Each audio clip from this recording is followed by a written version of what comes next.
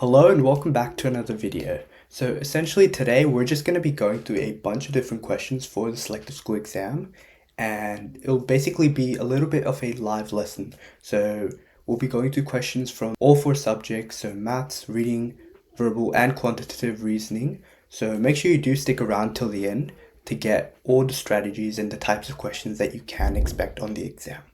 So we'll be going through all that, but before we begin, if you think you might be interested in some extra help for the exam, I offer some private tutoring lessons that I've been running for 2 years now. My last minute tutoring preparation course has just begun, so I'm now taking registrations for that. These classes are in small groups and will also help you with all the preparation that you'll need to do really well in the Selective School Exam. If you think that this might be something for you, make sure you check out the description box down below for some more details on how you can sign up for these online private tutoring classes. Spots are limited, so make sure you fill out the registration form as soon as possible.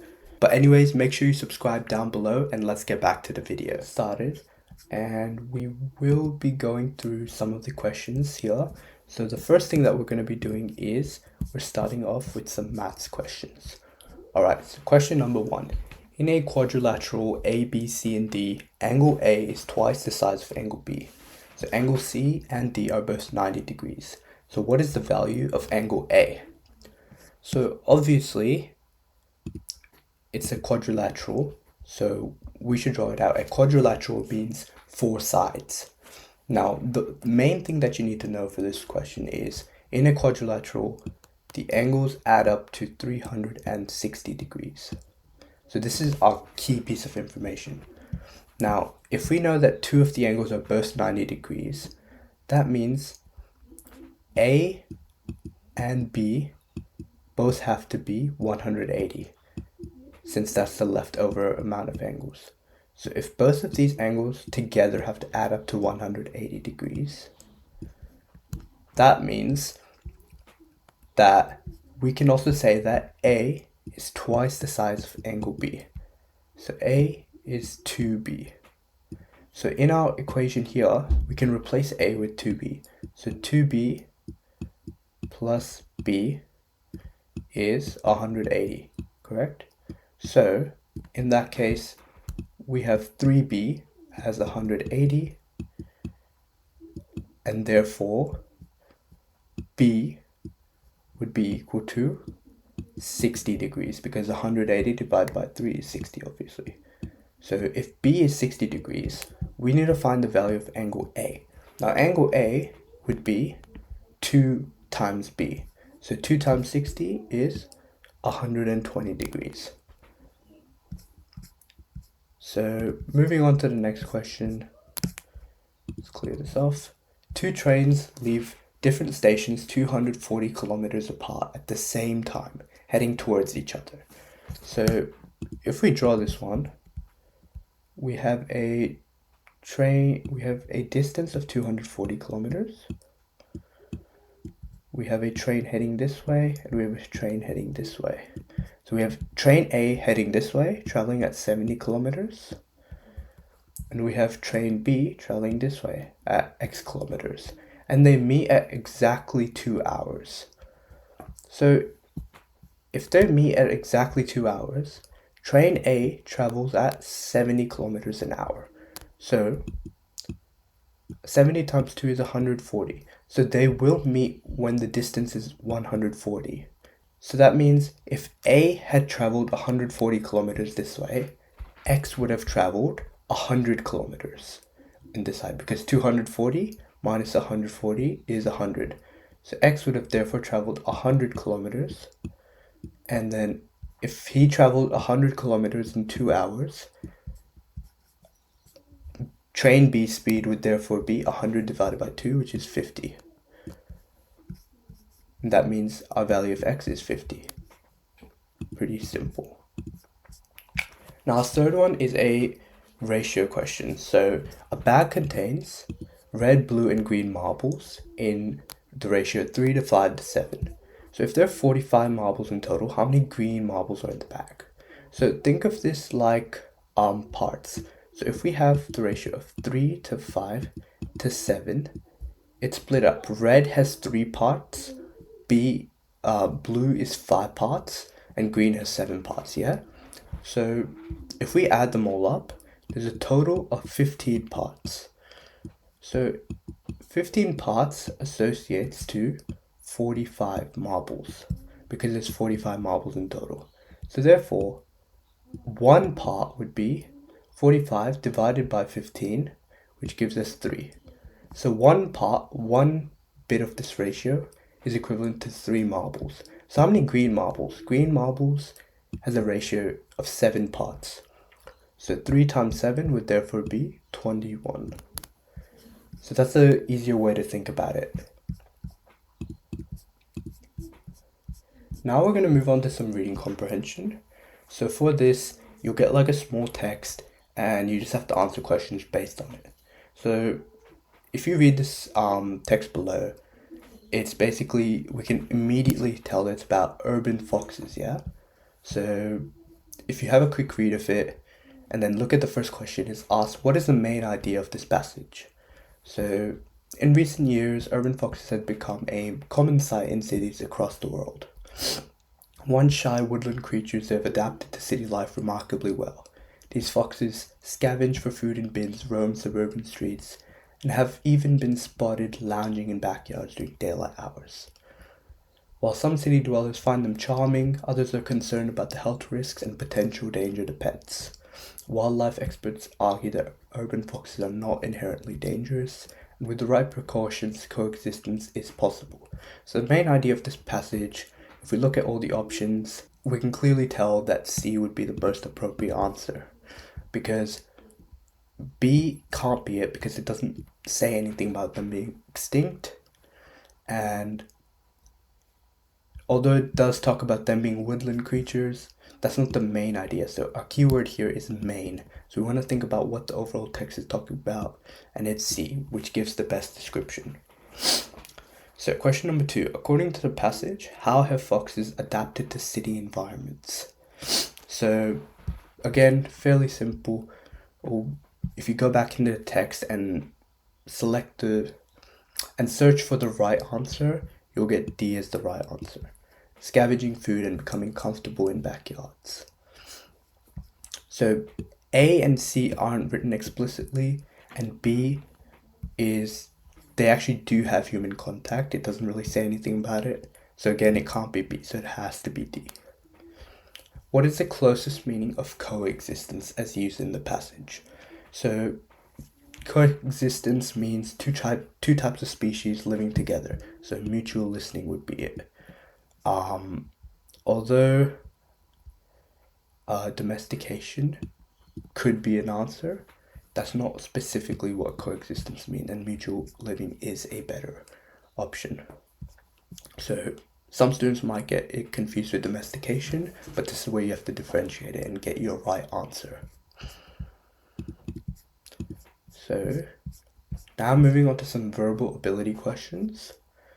So this mainly contains like vocabulary questions as well as some logical reasoning questions. So this first question is a relationship question. So it's saying generosity is to giving. So these two words have a sort of a relationship to each other. So we need to find a word that has the exact same relationship with the word arrogance. So generosity is to giving. So basically means if someone is generous, if someone demonstrates generosity, they give. Yeah, so giving is an example of generosity. So we need to find a word that is an example of arrogance, basically. And in that case, boasting would be the most appropriate answer, because the other options don't exactly show an example of arrogance. So question number 2, which of the following words is not similar in meaning to candid? So the word candid pretty much means straightforward. Yeah? So if the word candid means straightforward, not similar would mean deceptive. And that's because deceptive means you're hiding something, you're not being clear, you're not being straightforward. The other options can still work in like you're being honest with someone, that's being candid, but not similar would be deceptive. Now this last question. This is a foreign language question, and these are also very common in the exam. So you can always make sure you look out for these questions. But the strategy for this is quite simple once you get to know it. So if you have a look, the main strategy is finding common words. So the word clean is in the second and the third sentence, correct? So the word Miko is in the second and third. So we can associate the word clean with Miko.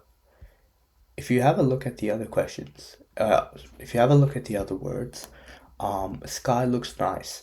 They're not actually in any other ones except sky. Sky is in the first and the third, but we can associate sky with Lana because that's in the first and third one as well. So essentially, we can associate those two words together. So therefore, this has to be clean because that's the only word that's in both the second and the third sentence. So that's what logically makes sense.